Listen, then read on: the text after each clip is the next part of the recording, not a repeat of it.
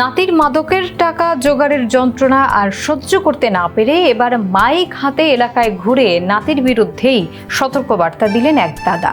নরসিংদীর মনোহরদীর এই ঘটনায় এলাকায় তৈরি হয়েছে চাঞ্চল্য।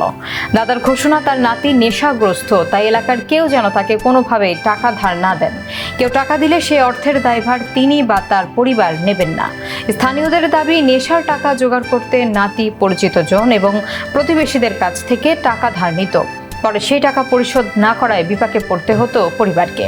এক পর্যায়ে পরিস্থিতি এতটাই কঠিন হয়ে যায় যে নিজের নাতির বিরুদ্ধে প্রকাশ্যে এমন ঘোষণা দিতে বাধ্য হন অসহায় দাদা।